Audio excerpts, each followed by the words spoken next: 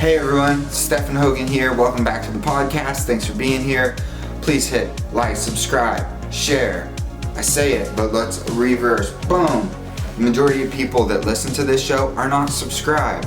It's not that hard to hit that little button, and it really helps us in ratings. And you can leave a review or a comment on the podcast, and that really helps too. And subscribe on YouTube. I'm going to get this hopefully correct, but 90% of podcasts stop at 10 episodes. 99% of podcasts stop after 20 episodes. So once we get to 21, this is episode 19, once we get to 21, we will be in the top 1%, but better than that, only 23% of the 1% do video. So we'll be in the top 0.23% of podcasts, or podcasters. We've already had on huge guests like today's compilation. We're starting with Vince Gill. He's in the Eagles currently and is actually a member of the Eagles. Don Henley and the team, the group of guys adopted him into that band and made him a member. They're my favorite band of all time. And Vince is a friend of mine and a mentor. And he talks about his journey, kind of some of the struggles he went through. And if you don't know about his country music side, he has the most Grammys of any male country artist of all time. I think it's 24, 23, 20, it's 23 to 25. And he's in the Country Music Hall of Fame, Musicians Hall of Fame. He's an amazing guitarist, amazing singer. Next we have Brian Koppelman. Brian, I met and we actually wrote music together, and he's a really great guy. He lives in New York part of the time, LA part of the time, but that is because he's in the film industry. He wrote the show Billions, which is one of my favorite shows ever on Showtime. He also wrote Rounders with Matt Damon. He wrote The Illusionist. He wrote that Uber show on Netflix. There's so much. If you just go on IMDb and look up Brian Koppelman, you'll see all the stuff he's been a part of. But he has the same story, just really like being rejected by everyone and talking about the gatekeepers and how they really don't know. And one day you're nobody, and then all of a sudden someone shows interest and you have success, and then everyone wants to jump on board. And then lastly we have Tofer Brown, who's a hit songwriter here in Nashville.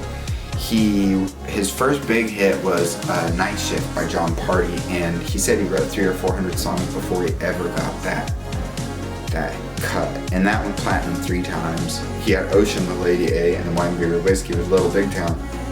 A few cuts on that record, multiple Grammy nominations, multiple platinum songs, and he talks about the same thing, the journey, the persistence. All these guys had to go through it, and it's just one of those veins that runs through success.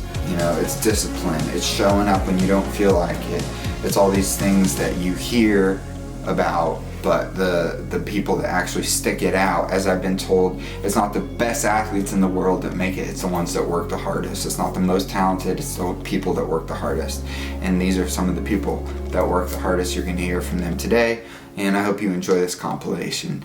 Success doesn't mean something's great or not. It just means it was successful.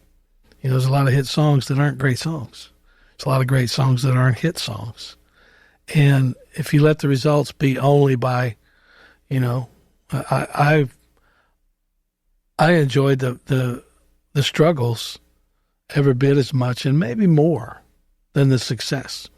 The success was easy to respond to because it was a relief, and it wasn't hard to be grateful.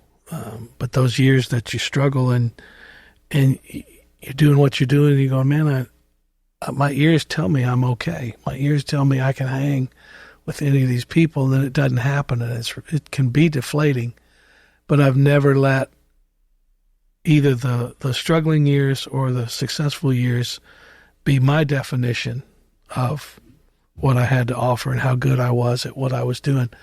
It's weird, and I like what I'm doing now that goes largely unnoticed, way more than the stuff that was noticed by the whole world. I think it's better. My ears tell me it's better, so I'm not letting the results dictate my value. Now I'm playing with the Eagles, and that's fun, but what I'm doing is important to making what they do work. You know, I don't have the lion's share of the attention. I don't want it. I never did. I was never that compelled by needing it or anything. So that's what Don Henley said about me when I first started playing with him. Is somebody asked him in the press, I said, why'd you get the country guy to be in your band? Because he knows how to be in a band. Mm-hmm. You know, and I knew going in what they needed was a singer. And, you know, after I think we were getting ready to do the first gig, and Don heard me singing Whenever You Come Around at sound check, just me and the guitar, just doing a sound check, and he came up to me and goes, what is that? What is that song? That's gorgeous. I said, it's a song I had out, 15 years ago or whatever. He goes, we need to work that up and do it. I said, well, with all due respect, I'd rather not. And he said, why? I said, well, I don't want to give these people one more reason to not like me. I don't want anybody sitting out there saying, I didn't come here to hear Vince's songs. I came here to hear the Eagles. He goes, oh, I respect that. I see. It was a daunting task singing the songs that Glenn Frey sang. Yeah. And can't imagine. And I just kept, my mantra was, I'm only here because of a tragedy, the passing of Glenn. And so keep that in mind, and don't take any, once again, don't let this go to your head. Yeah. Because it could very easily. Yeah. I mean, this has been as I look back on it, this is my 8th year to do it. And the validation that it's given me, that I'm the one they asked to come and do this, after Glenn's passing. It means a lot. It means all those years, 50 years of traveling and playing in bands and making records and being who I am and all that stuff. It rang the bell in a way that compelled them to say, hey, that guy would fit. I mean, that's what I like most about it, is anybody that sees it. The people that don't know me are usually critical and saying, I don't like the country guy being in this rock band. He doesn't fit. And I go, everything about the way I play and sing is right up their alley. But man, who shows up with the best songs are going to be what create longevity. And that's the reason that band has been around for 52 years and people still like to hear those songs. And that's what Don says now. He said, it's really about the songs, we can't reproduce them. Randy's gone, Glenn's gone, and you can't change that. For you had a wife and a child, and you're doing music for a living, probably not getting rich. What was that like?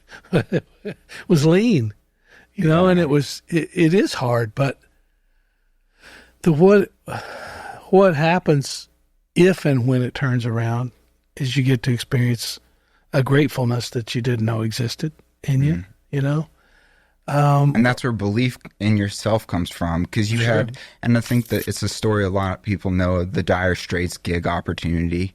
Yeah. I don't know what year that was. Well, that was in those lean years. In the lean years. And what did you say? I just told myself, I said, look, Mark called and offered me to come and do a world tour and play in the band, and I didn't have a whole lot going on. I was going to make my next record, which was When I Call Your Name. And I was going to be with a new record company and kind of get a fresh start. And I told Mark, I said, as bad as I need to do this would solve every financial woe I had, I said, but I told him, I said, dude, if I don't believe in me, nobody else is going to. Mm-hmm. So if I take this gig and bail on 6-7 years of trying to make my way into this country music world, it'd kind of be like, to me, it would be admitting failure. Mm. And I wasn't willing to do that. Yeah. And so I said, this sounds like a really dumb way to respond to this. Most people would take the sure thing. But to me, I threw caution to the wind and said, I'm gonna bet on myself, because I think I have something to offer this music. It hadn't happened yet, but it might, and I don't want to miss the boat.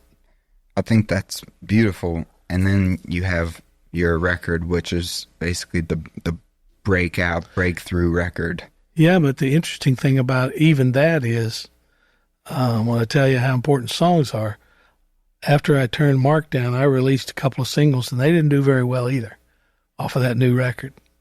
And so it was like kind of the same old, I'd pick a spot to die on the charts at 38 or 31 or 27, all the numbers. And so two singles off of that record, and not much more than that kind of, thing. And then bam, When I Call Your Name came out and changed my whole life. It was that career record that everybody dreams of, just the right song at the right time. And even that was surprising in that it was a 4-minute and 48-second waltz, 1989, 1990. Not very many people did waltzes back then, and not very many people had whiny, crying steel guitar solos in them and all that stuff, and all that bluegrass harmony with Patty Loveless. And that record was amazing, and I was so grateful of how traditional it was. You told me a story at breakfast one time about you were playing either guitar or BGVs for Emmylou Harris, and you had gotten, I'm going to see if I repeat the story I know what right. I know what you're talking and you about. had gotten an opportunity last minute to sing for this national jingle. Yeah. Miller's made the American way. Yeah. It was, at the time, this guy asked me to come sing that. It wound up being the biggest buy in advertising history. So it was probably a 6-figure loss. And these were in the lean years, too. First Mark and then Miller But what Beer. was the reason? I mean, this is what I want to drive home. The Emmylou asked me to do some demos with her. Me and Carl Jackson and Emery Gordy were going to do some gospel bluegrass recordings. And she just said, I just want to get together and go through some tunes to see what it sounds like and blah, blah, blah. And so there was no money in it, and it was just for friends. And it was that same morning, and they called me and said, can you come down here and sing this jingle? I said, no. I promised Emmy I'd go do these demos with her. So this is a pretty big deal. You're turning down. I said, well, I got to keep my word. I told Emmy I'd be there. So if a better deal comes along, you can't just take I got to keep my word. Yeah, you got to do what you say you'll do. It's not hard to be kind. It's not hard to be nice. It's all those things they're really easy to do, and they matter, They may not look like they matter in the moment, but over a lifetime, if you've I've made my mistakes over the years like anybody else and done some dumb stuff, but for the most part, I keep my word, and I like working with people I want to work with. And so a piece of paper is not going to make me more inclined to work with you. It's just like life's too short to not be around people that you want to be around. And there are still fair people. There are still generous people. They're in abundance.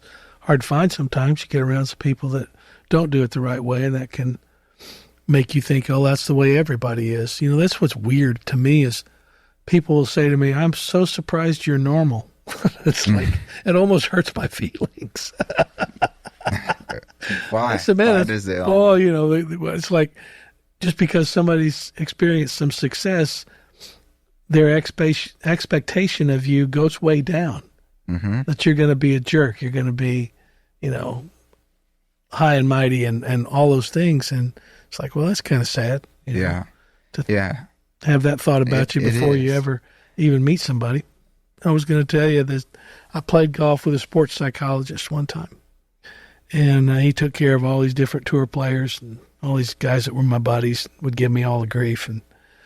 And I played about 5 or 6 holes with him. I said, well, Doc, I said, I know you've heard all the stories about me. And he started laughing. He goes, yeah, you got a pretty good reputation out there.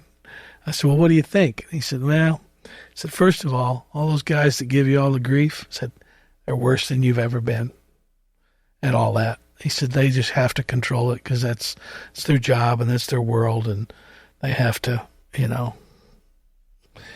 do it the right way. And he said, He said, I'm going to tell you some things that might surprise you, but you probably never heard before. And I said, okay, have at it. And he said, well, first of all, that drive that makes you so compelled to be so good at golf, he said, it's the reason you're successful in your music.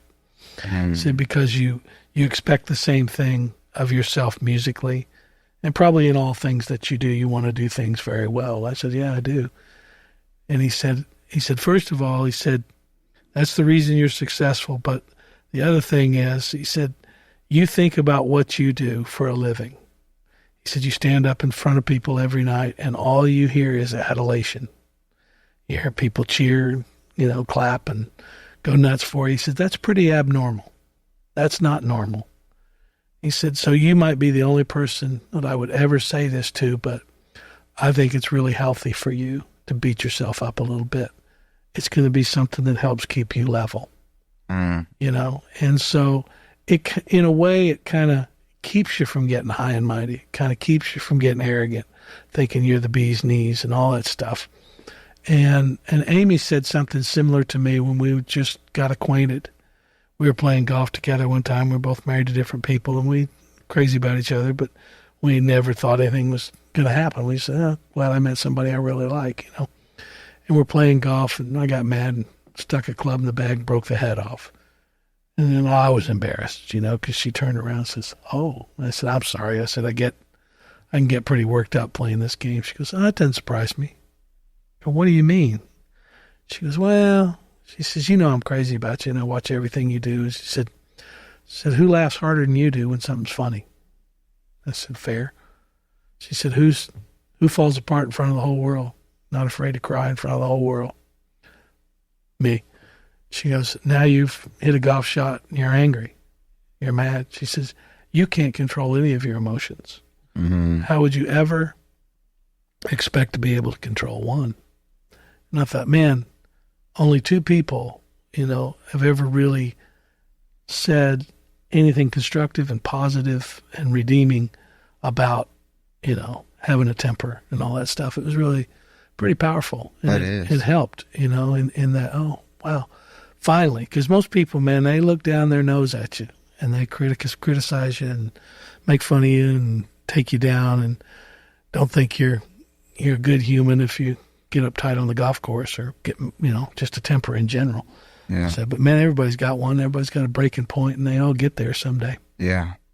It's interesting that she not recognized that. Mm-hmm.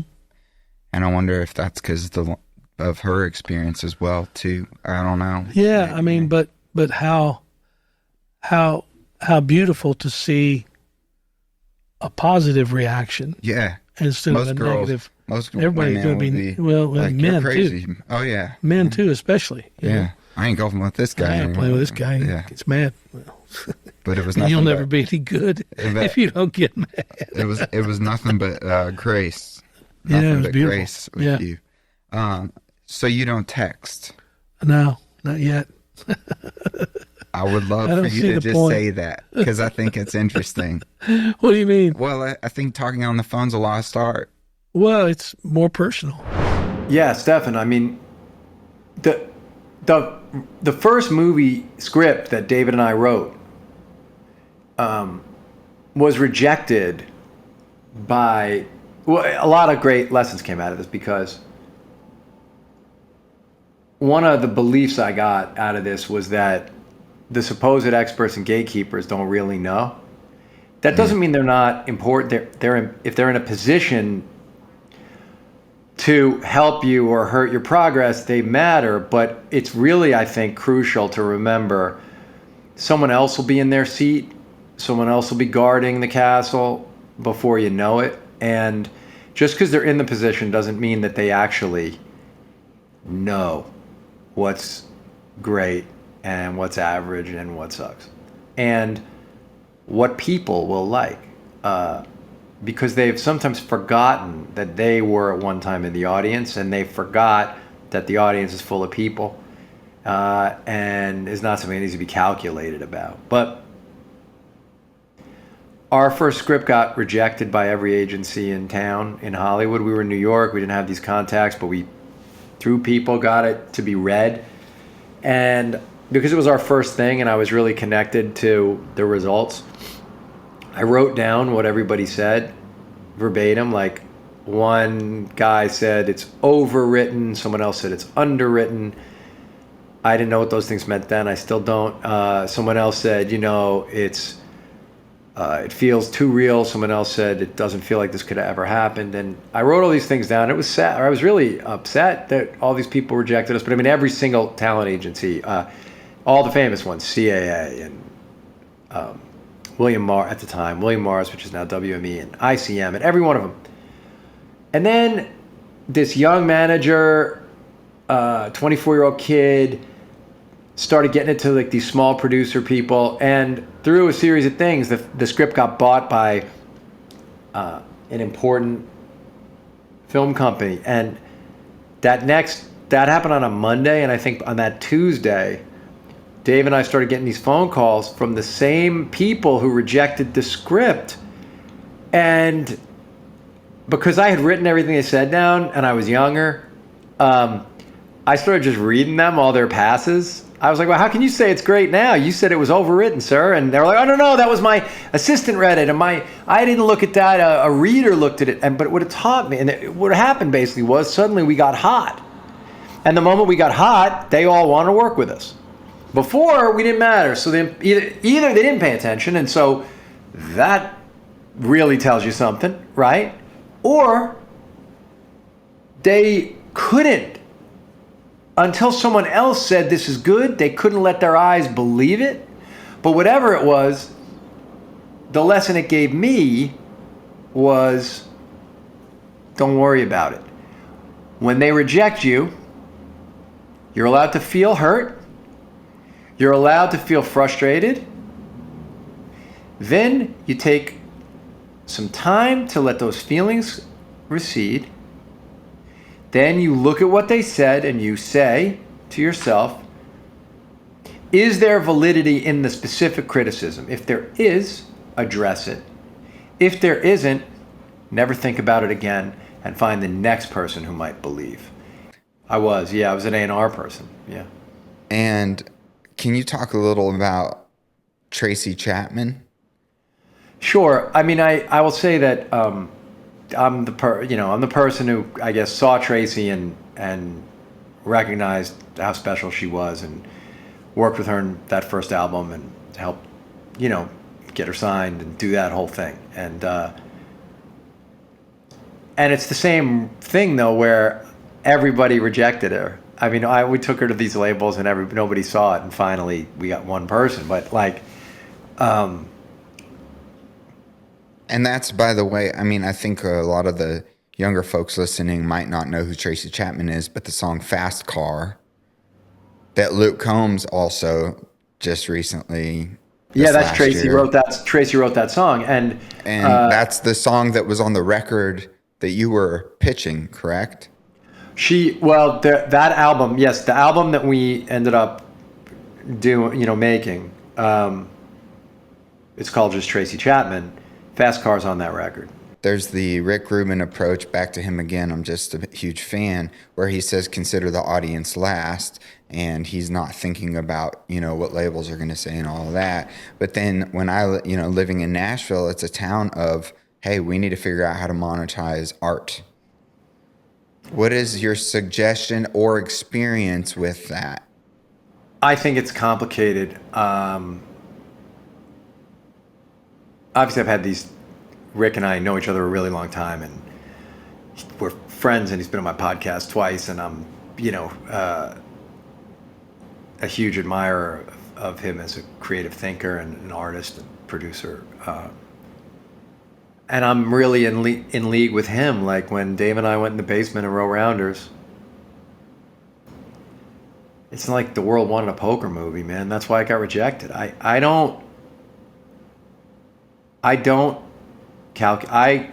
always say calculate less.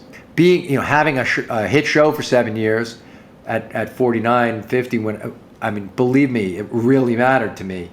But the great joy of that was writing Billions. Like, if I had to compare it all, sitting in that room when we were able to really, I can remember these days of being alone, And David was in one room and I was in the other room, and we were writing scenes. So I'm alone in this room and writing about these people. And I can remember I was putting the script together and going through it and then fixing it. And I just remember being so lost in it and in the world of it that I was like floating. And I was so engaged too at the same time. And knowing, okay, this has the real in it.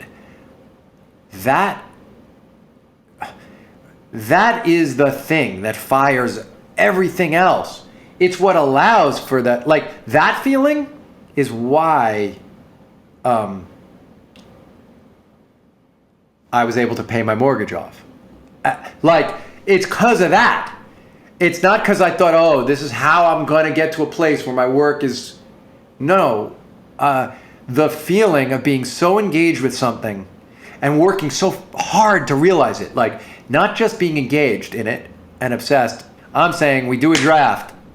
Read it. Why isn't it good enough yet? Okay, this part. What do we need? How do we... Not why isn't it good enough yet that we can sell it. Not why isn't it good enough yet that the market... Why is it not yet achieving that feeling that I know is there? And then the fight to get that to happen. That thing... Because I remember when we got that thing and we finished it. I remember knowing, oh yeah, we did it. This is that. You only get that feeling a few times in your life. But when you do, it's worth the rest of it. And that feeling is what led to being able to be this dude sitting here in an office that's, and being able to carve the time in my day to talk to my friend Stephan on his podcast, because my own time is I'm my own boss, like all that stuff. That's from that feeling that I've had a few times in my life. That's from going in a basement with Dave when we both had day jobs. And when he was a bartender, he had a night job, but we both had these jobs. We just got up extra early and we wrote for 2 hours a day, and that became Rounders. And there was no cause to believe that would work. But those 2 hours a day, man, I felt so alive that they floated me for the rest of the day. Yeah. Which was a huge film with Matt Damon. Yeah, Matt and Edward Norton, John Malkovich. It was not a success in the theaters, but then now, it over those 30 years, it became a really big deal to people. And it gave us a career because we had a movie made with big movie stars, I did some writing and production on a Little Big Town album called Nightfall, and that got nominated for Country Grammy Album of the Year. And was that Wine, Beer, Whiskey? Yeah, it was on that. And then which you wrote. Which I wrote. Which was double platinum. Yeah, wild. And then I produced 2 songs. I wrote and produced one song called Problem Child on that album, and I produced a great song called Sugarcoat, and those were on there. And so I'm nominated through that, being a part of that. And then Sugarcoat, that same year, Sugarcoat was nominated for Country Performance of the Year, Duo Country Performance of the Year, as well as Lady A song Ocean, which I wrote. So those were up against each other. One I produced and then one I wrote, which it's a loose thing. It's not like Grammy nominations, like you're affiliated with Grammy, but like, I don't know if I would get the statuette, but it's still kind of considered, if that makes sense. Mm-hmm. Regardless, it's getting acknowledged for something I was a part of, and it's a huge deal. Yeah. And then there was one last year with Lauren Daigle. I wrote and produced a song on her album, and it got nominated for Christian Album of the Year. So, probably the first song though that really like changed a lot for me was a song called Night Shift by John Party, which I love. Thank you. And John grew up in Dixon, close to you. Not far from where California boys. So like Haley and I, my wife, we went and saw him at the Dixon County County Fair, playing with his band in front of like a couple hundred people, maybe 150 people. That's amazing. Yeah. So I wrote that song, I think in my 3rd year of my publishing deal. That was after me writing probably 300 or 400 songs prior to that in that 3-year span, and just being like, you got to throw a lot of darts before you even get on the board. Like, I'm not saying you hit a bullseye every time, but like even just to get a little 17 in the corner, like it's hard. When you think about how there are hundreds of songs written a day and how we're all shooting to be on a 15-song album, like very, very hard. And I remember that was a really good lesson because when we wrote that, I wrote that with Philip LaRue and Billy Montana. And I remember when I was working on the demo, I was like, there's something special to this, but I'm also really like kind of stupidly optimistic where I'm like, this could be a hit. I don't know. Like, cause I still just really enjoy what I do. And Which is great. And I think you need to have that belief. You do. I mean, it's like, there's a good balance of being realistic about it, but also I wrote a song recently. I'm like, oh my God, this could be something that really changes things. Like having that, because I've seen it. I've had that happen. So I know that one, it can happen, and also it could happen again. Like you're always one song away from changing your life, really. And when I wrote that, I remember working on the demo and we actually hired Randy Montana, Billy's son, to sing it, who's a big writer. I mean, massive Luke Combs hits, a great writer in his own right. And he was an artist back in the day, and none of us felt like we could sing it. So I hired him to sing it. And he sang the demo, and I remember it did the thing. It got pitched around, and they're like, well, it could be for Luke Bryan or it could be Tim McGraw. And John had made his first record, and it did relatively well. I think he had maybe one top 10 or 20 hit, and they were going to do another record. And I remember them saying, there's this guy named John Party that wants to cut it. And I remember all of us having a moment, because we have the right to be like, no, we want to hold out because this is our intellectual property. And I remember being like, well, we could wait for one of the bigs, like one of the, like, the McGraws or the Keith Urban and all that. And I just remember my publisher being like, you don't know, like, you have something now. Don't sacrifice that for the what if, because you just don't know. And so we were like, yeah, let him cut it. Well, he cut it, and his first single went number 1 off that album. And they're like, it's going to be the second single. Was that Dirt on My Boots? Head Over Boot. Or Head Over Boots. He had 2 number 1s back-to-back. Okay. Boot song. Head Over Boots, which he did with Luke Laird. Amazing song. And then they're like, we think Night Shift's going to be the second single. Then it was Dirt on My Boots. I'm like, he's doing 2 Boot songs? And I'm not listening to anyone. They're like, oh, he just had a song about beer. We can't do that again.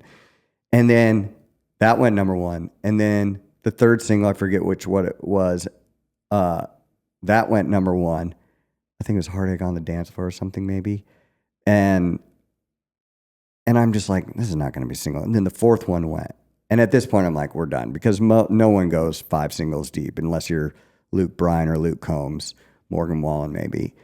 And the fourth single got to like top 20, and it just kind of didn't go any further. And I was like, well, they're going to move to the next record. And I remember getting a call from my publisher like, man, Night Shift has just performed so well on streaming and downloading. They're going for it. And I was like, what? And that went from me thinking, should we give it to him, to like, it's become a flagship song for his career. It's like, it's an evergreen now. Like, he will play that song every night for the rest of his life if he has a normal size set. Yeah. And how rewarding is it to be at a show and hear a song you wrote being performed in front of thousands of people? It's amazing. It's the best. It is like a kid at Christmas, because it feels like you got the present that you wanted.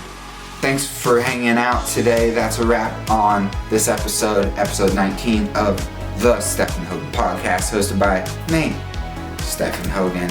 Hope you enjoyed it, and please, again, hit like, subscribe, share, leave a rating, leave a review.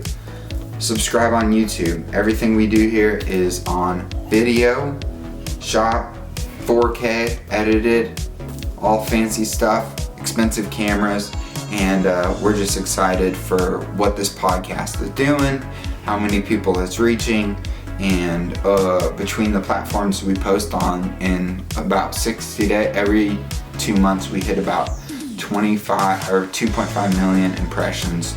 And this podcast is only 19 episodes deep as of this episode.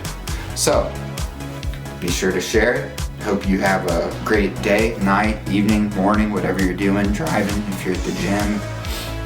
And I will see you back here real soon. We've got some cool guests coming up. I keep saying that, but one of them is arguably the best blues guitar player in the world.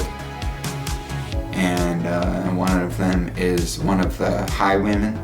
If you heard of that group, that's all I'm going to say right now. All right, see you guys soon.